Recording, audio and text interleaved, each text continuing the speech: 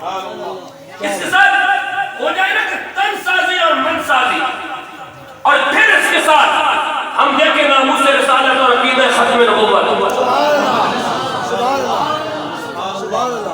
کہ جس وقت امیر المومنین افضل البشر بعد الانبیاء جناب ابو بکر صدیق کو لے کر میرے آقا مولا چلے تو اچانک راستے پر رسول اللہ نے ابو بکر صدیق کا ہاتھ پکڑ لیا اور ہاتھ پکڑ کر کہا اگر کافروں نے پکڑ لیا تو کیا کرو گے؟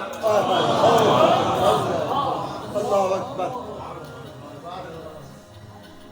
اگر کافروں نے پکڑ لیا تو کیا کرو گے؟ تن سازی من سازی الا ان تعلمنی مما علمت رشدا. اگر کفار نے پکڑ لیا تو کیا کرو گے؟ امام سہیلی کہتے ہیں سیدنا صدیق اکبر نے جو جواب دیا وہ قابل غور ہے. آپ نے فرمایا اللہ مجھے اتنی زندگی عطا کر دے جتنی زندگی دنیا کی زندگی ہے، اور اتنی زندگی میں میرے پاؤں کے اندر کیل ٹھوکے جائے، مجھے انگاروں پر چلایا جائے، مجھ پر ظلم و ستم اور قہر و غضب کی آندیاں چلائی جائے، اور ان لمحات میں سے ایک لمحہ مجھے ایسا دیا جائے کہ کہا جائے صدیق آپ کو ہم ایک سکھ کا سانس دیتے ہیں اپنے نبی کی مخالفت کر. سیدنا صدیق اکبر نے عرض کیا یا رسول اللہ میں اس ایک لمحے کو ٹھکرا تو سکتا ہوں مگر آپ کی مخالفت نہیں کر سکتا.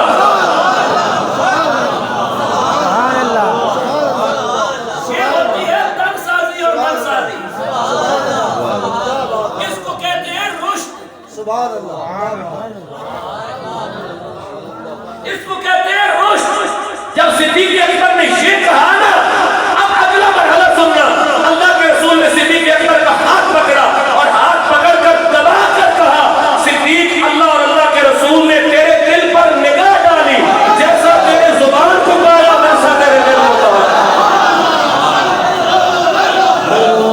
تن سازی اور من سازی.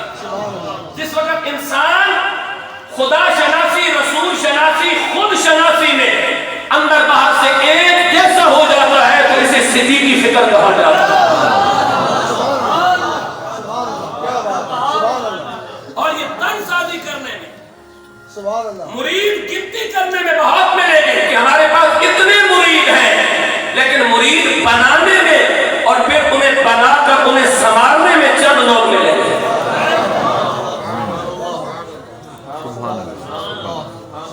مرشد اعظم صلی اللہ علیہ وآلہ وسلم کی ذات سے کیا سبق مل رہا ہے کہ صدیق اللہ نے تیرے دل پر نگاہ کی. تو نے کہا نا کہ اگر میری دنیا کی عمر کتنی عمر ہو، میرے پاؤں میں کیل ٹھوکے جائے، مجھ پر ظلم کیا جائے، مجھ پر ستم کیا جائے، قہر و غضب کی آندیاں چلائی جائے، بربریت اور انتہا پسندی کا زور کر دیا جائے، اور ان لمحات میں سے صدیق اکبر کو ایک لمحہ رخصت کر دیا جائے کہ سکھ کا سانس لے لے. یا رسول اللہ اس دوران مجھے کہا جائے کہ صدیق سکھ کا سانس پا لے لیکن اپنے نبی کی مخالفت کر دے. صدیق اس ایک لمحے کو چھوڑ سکتا ہے لیکن آپ کی مخالفت نہیں کر سکتا. اللہ کے رسول نے صدیق کا ہاتھ پکڑا اور پکڑ کر کہا اللہ اور اللہ کے رسول نے صدیق تیرے دل پہ نگاہ ڈالی، جیسا تیری زبان کو پایا ویسا تیرے دل کو پایا.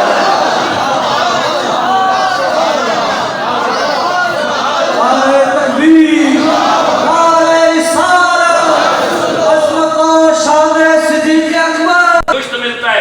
یا اللہ رشد کیا ہے؟ فرمایا رشد ہے مرشد. یا اللہ مرشد کون ہے؟ فرمایا جو تن اور من کو ایک جیسا بنوا دے.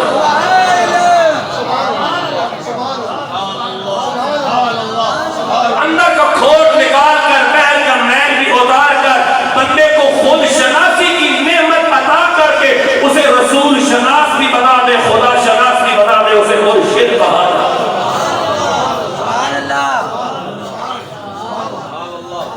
اقبال نے کہا تھا نا خیرت مندوں سے کیا پوچھوں میری ابتدا کیا ہے، میں فکر میں رہتا ہوں میری انتہا کیا ہے. خودی کو کر بلند اتنا کہ ہر تقریر سے پہلے خدا بندے سے خود پوچھے بتا تیری رضا کیا ہے. اگر ہوتا وہ فرنگی اس زمانے میں اقبال سے سمجھاتا مقام کبریا کیا ہے. یہ ہے الا ان تعلمنی مما علمت رشدا. دوسری کیفیت کا جائزہ لیتے ہیں۔ جن لوگوں نے حج کر رکھا ہے، عمرہ کر رکھا ہے، انہیں معلوم ہے کہ مسجد نبوی کے ہزاروں ستونوں میں سے ایک ستون ہے جس ستون کا نام ستون ابو لبابہ ہے۔ جس نے دیکھا ہے وہ سبحان اللہ بولے، جس کا دیکھنے کا ارادہ ہے وہ بھی سبحان اللہ بولے۔ سبحان اللہ۔ مسجد نبوی کے ہزاروں ستونوں میں سے ایک ستون ہے ستون توبہ، ستون رجوع، ستون ابو لبابہ۔ تن سازی، من سازی، مرشد سازی، مرشد نوازی، یہ سب کیا ہے؟ یہ کیا ہے؟ خیرت مندوں سے کیا پوچھوں میری ابتدا کیا ہے؟ میں فکر میں رہتا ہوں میری انتہا کیا ہے؟ لوگ ابتدا کے چکر میں ہیں، ہم انتہا دیکھنا چاہتے ہیں۔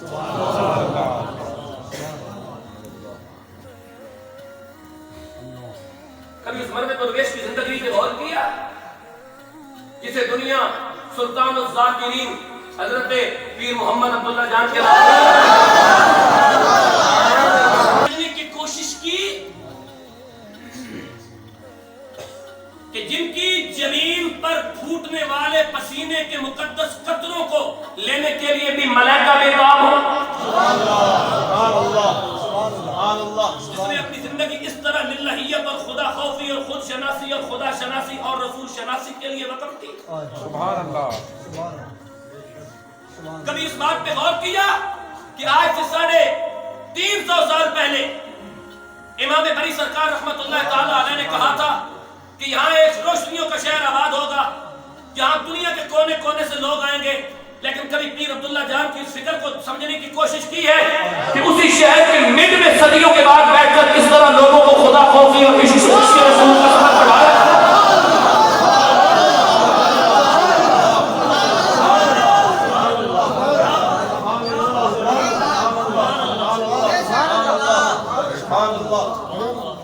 کبھی اس باریک مقاصد کو سمجھنے کی کوشش کیجیے گا۔ آج ہماری زندگیاں آلودہ ہو گئی، ہم آلودہ ہو گئے، ہم نے طبیعت کے تقاضے کا نام دین رکھ لیا، ہم نے شریعت کے سامنے سرنڈر ہونے کے بجائے طبیعت کے سامنے جھکنا پسند کر لیا۔ میری طبیعت یہ کہتی ہے، فتح علی کی طبیعت یہ کہتی ہے یہ دین ہے، میری طبیعت جو کہتی ہے وہ دین نہیں، رسول اللہ کا کردار جو کہتا ہے وہ دین ہے۔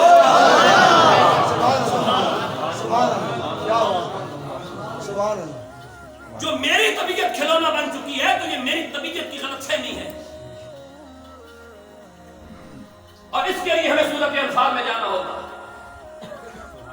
اور سورۃ انفال کی میں وہ آیتیں پڑھتا ہوں اور اس کے بعد ان کا شان نزول آپ کو عرض کرتا ہوں اور اپنی گفتگو سمیٹتا ہوں تاکہ خدا شناسی رسول شناسی کا پہلو بھی اجاگر ہو جائے، عقیدہ ختم نبوت اور تحفظ ناموس رسالت کا پہلو بھی اجاگر ہو جائے اور امت عزت رسول کی وفادار ہو جائے۔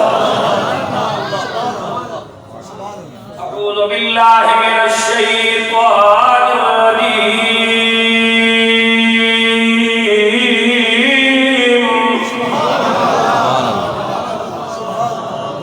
بسم اللہ الرحمن الرحیم۔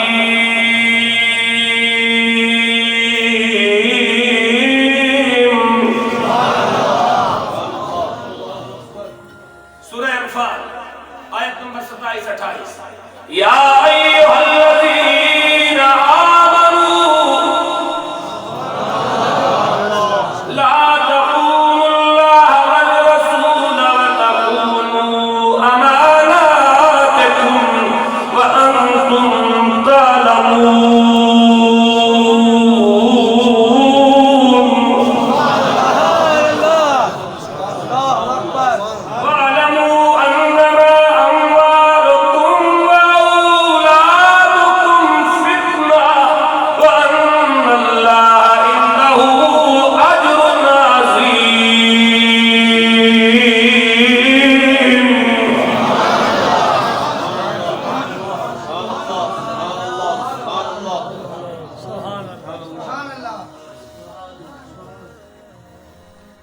غزوہ تبوک سے واپسی پر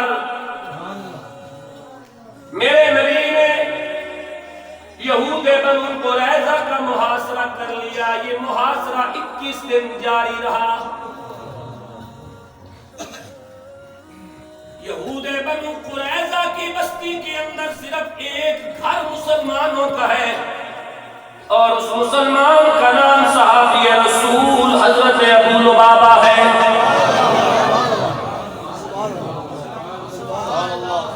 حضرت ابو لبابہ تبوک میں بھی شریک ہے, محاصرہ بنو قریظہ میں بھی شریک ہے, اور میرے رسول صلی اللہ علیہ وآلہ وسلم کا ہم سفر ہے, لیکن ان کی بیوی اور بچے اپنے گھر میں موجود ہیں. جب 21 دن محاصرہ رہا تو 21ویں دن یہودیوں نے رسول اللہ کی بارگاہ میں آ کر عرض کیا ہم صلح کرنا چاہتے ہیں. گلزار مدینہ مسجد کی سیل میں بیٹھنے والے روشن ضمیروں کہنے لگے ہم صلح کرنا چاہتے ہیں. میرے نبی نے فرمایا ثالث کون ہوگا؟ کہا ثالث بھی آپ ہی منتخب کر دیں. میرے نبی نے فرمایا سعد بن معاذ کو ثالث بنا دو.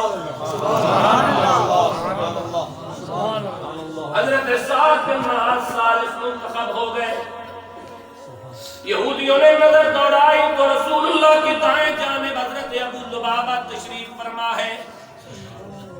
یہودی کہنے لگے یہ ابو لبابہ ہمارا پڑوسی ہے, اس لیے اگر ہماری طرف دیکھے تو ہم کوئی مشورہ کرنا چاہتے ہیں. میرے نبی نے فرمایا ابو لبابہ جاؤ اور جا کر ان کی بات سنو کیونکہ تیرے پڑوسی ہے. حضرت ابو لبابہ فرماتے ہیں میں چلا گیا, مجھے وہ اپنے محلے میں لے گئے. گفتگو شروع ہوئی, کہنے لگے اگر محمد صلی اللہ علیہ وسلم سے ہماری صلح ہو گئی تو سعد بن معاذ ہمارے ساتھ کیا سلوک کرے گا؟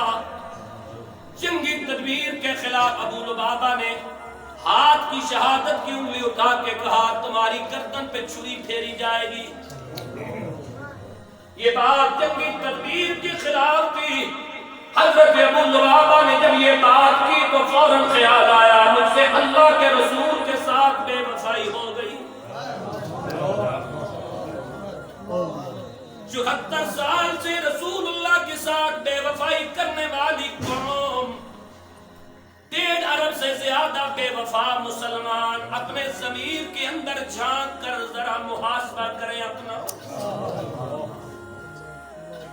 مفتی احمد یار خان نعیمی اپنی کتاب شان حبیب الرحمن کے اندر النبی اولا بالمؤمنین من انفسہم کے تحت لکھتے ہیں کہ جب قیامت کا دن ہوگا زبان پہ تالے لگا دیے جائیں گے, بولنے کی سکت نہیں ہوگی, انسان کے ہاتھ انسان کے خلاف گواہی دے رہے ہوں گے, پیر انسان کے خلاف گواہی دے رہے ہوں گے, 360 اعضاء انسان کے خلاف گواہی دے رہے ہوں گے. مفتی احمد یار خان نعیمی فرماتے ہیں وہ کتنا مشکل لمحہ ہوگا جب اپنا وجود اپنے خلاف بول رہا ہوگا, حسنین کا نام امت کے حق میں بول رہا ہوگا. بولو سبحان اللہ.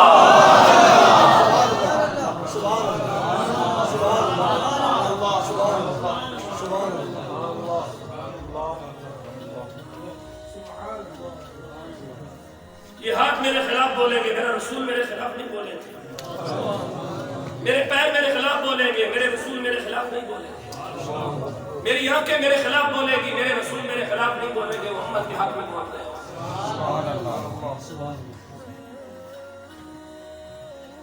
وہ کیا شعر پڑھ رہے تھے جی آپ کے بلا کو علامہ اقبال کے جہان تگ و دو میں؟ سبحان اللہ.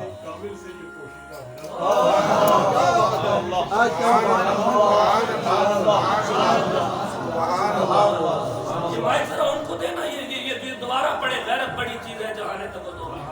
اقبال کہتے ہیں غیرت ہے بڑی چیز جہان تگ و دو میں, پہناتی ہے درویش کو یہ تاج سر کارا, حاصل کسی کامل سے یہ پوشیدہ ہنر, کہتے ہیں کہ شیشے کو بنا سکتے ہیں خارا, افراد کے ہاتھوں میں ہے اقوام کی تقدیر. جنہیں آپ کہہ رہے ہیں کردار سازی اور مرشد سازی اور مرید سازی, یہ وہ افراد ہیں, افراد کے ہاتھوں میں ہے اقوام کی تقدیر. ہر فرد ہے ملت کے مقصد اور وہ جو دین بیچنے والے ہیں نا جن کے بارے میں اقبال کہہ گئے کہ باقی نہ رہی تیری وہ آئینہ ضمیری، اے کشتہ سلطانیوں ملائیوں پیری، وہ لگتا بھی ہے جس کا آپ نے ذکر کیا، دین ہاتھ سے لے کر اگر آزاد ہو ملت، اے ایسی تجارت میں مسلمان کا خسارہ۔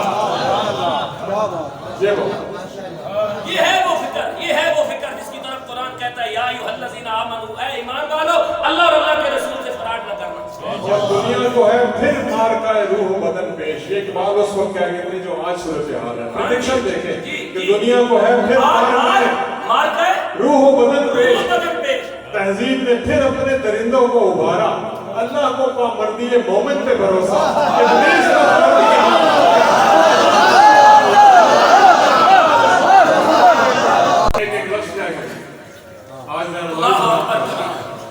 قال له موسیٰ هل اتبعک علی ان تعلمنی مما علمت رشدا۔ رشد کیا ہے؟ یہی تو تن من کی سازی ہے کہ جب امت کو یورپ یہ سکھا رہا ہو، ابلیس کے نمائندے اور ابلیس کی فکر کے امین امت کو یہ پڑھا رہے ہو کہ ہم نے یہ کر دیا تو تم کہاں سے کھائیں گے، اس دور میں اقبال کہتا ہے اللہ کو پامردی مومن پہ بھروسہ، اللہ کو پامردی مومن پہ بھروسہ۔ یورپ کو مشینوں پسند، جب اپنے اعضاء میرے اور آپ کے خلاف بول رہے ہوں گے رسول اللہ ہمارے حق بول۔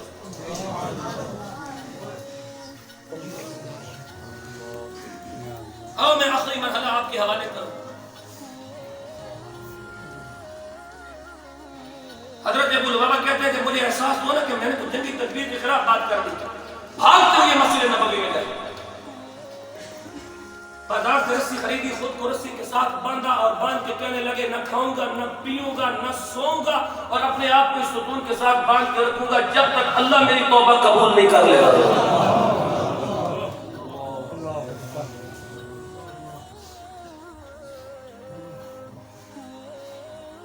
ایک دن گزر گئے نا تو اللہ کے رسول صلی اللہ علیہ وسلم نے امیر المومنین جناب صدیق اکبر سے پوچھا، صدیق ابو لبابہ نظر نہیں آتا، یا رسول اللہ اس سے یہ غلطی ہو گئی ہے اور اس نے اپنے آپ کو مسجد نبوی کے تھم کے ساتھ باندھ کے رکھا ہوا۔ اللہ کے رسول نے مسکرا کے فرمایا جلد بازی سے کام لیا، ڈائریکٹ اللہ کے پاس چلا گیا، اگر میرے پاس آ جاتا تو بہت جلدی وہ آپ کو پا جاتا۔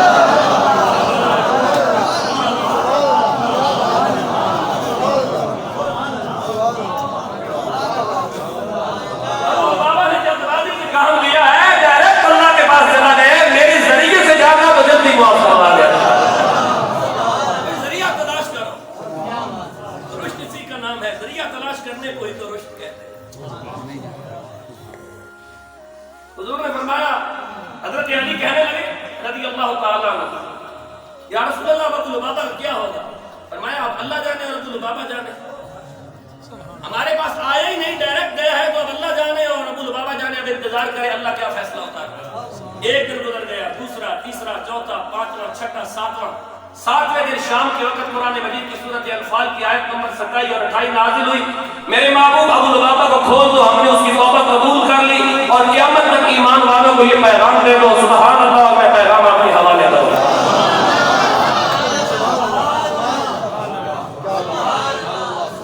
فرمایا بسم اللہ الرحمن الرحیم،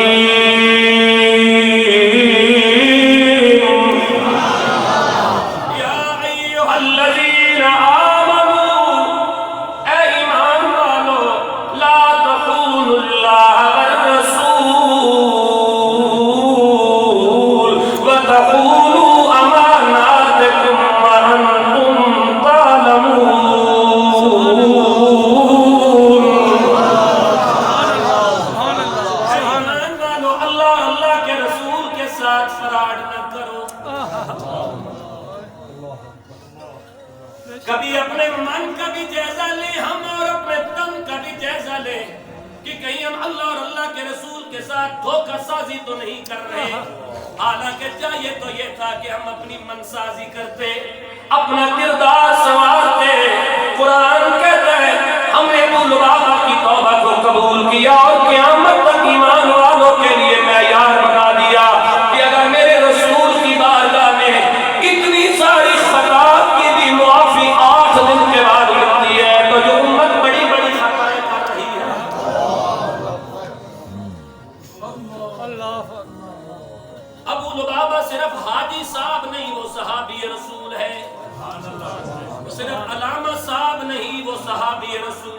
اور وہ اتنا محترم انسان ہے کہ ساری دنیا کے غوث کتب ابطال اوتاد مومنات مومنین راکعین راکعات خاشعین خاشعات قانتین قانتات ائمہ تابعین تبع تابعین تابعات و تبع تابعات سارے مل جائیں اور ان کا ایمان ایک پلڑے میں رکھا جائے اور جس گھوڑے پہ صحابی سوار ہو کر ناموس رسالت کے لیے میدان جہاد میں گیا اس گھوڑے کی ناک کا محل دوسرے پلڑے میں رکھا جائے تو حضرت شیخ عبدالقادر جیلانی فرماتے ہیں صحابی کے گھوڑے کے ناک کا محل مزنی ہوگا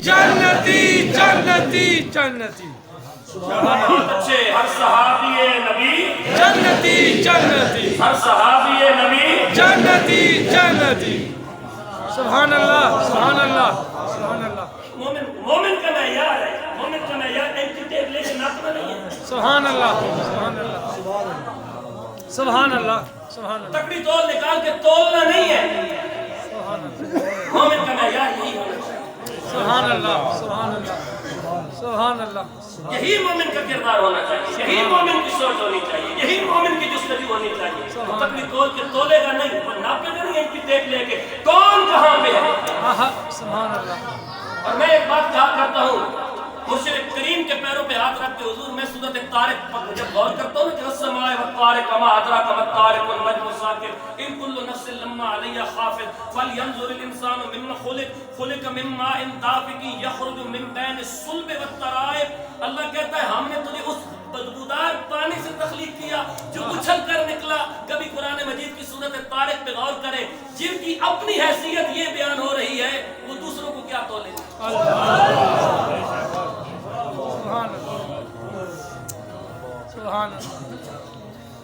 سورۃ طارق میں انسان کی تخلیق پہ قرآن نے زور دیا نا کہ ذرا اپنی تخلیق پہ غور کر ہم نے اپنی تخلیق پہ تو غور نہیں کیا لیکن صدیق اکبر کو تولنے کے لیے میدان میں اپنی تخلیق پہ غور نہیں کیا مولا علی کو تولنے کے لیے ہم میدان میں آ گئے اپنی تخلیق پہ غور نہیں کیا صحابہ کرام اور صحابیات کو تولنے کے لیے ہم نے پیمانے اٹھا دیے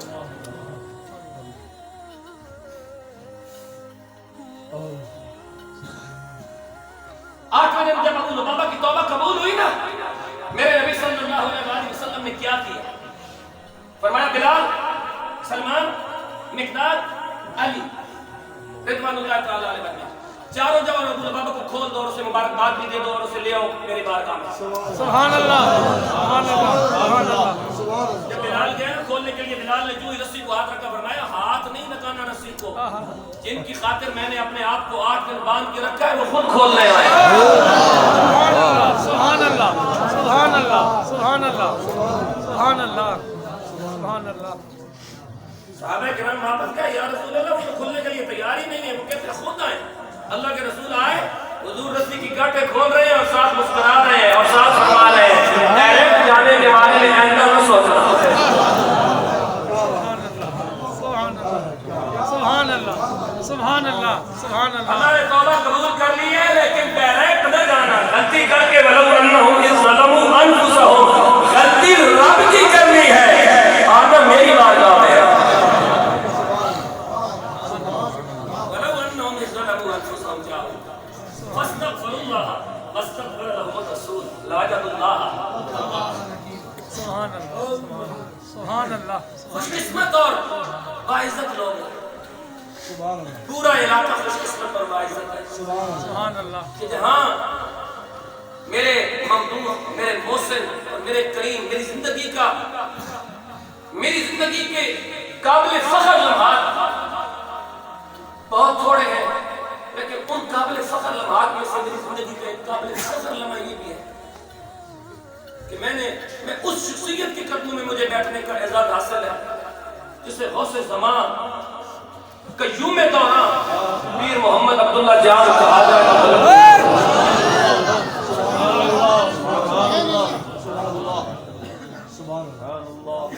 میں اس ملکی اور نوری کردار کے قدموں میں بیٹھا ہوں کتنی دعائیں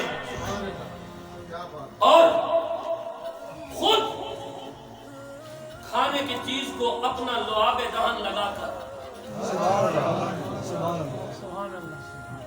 مجھے مجھ جیسے نکمے کو اپنے قصدے رحمت سے پیش کیا، اور پھر مجھے وہ بک اپنے ہاتھوں سے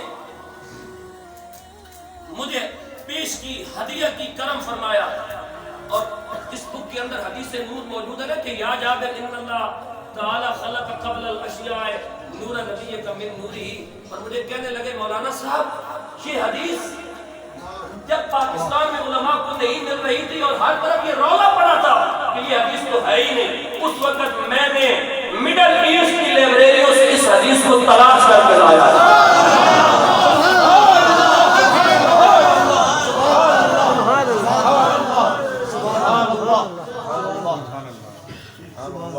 سبحان اللہ.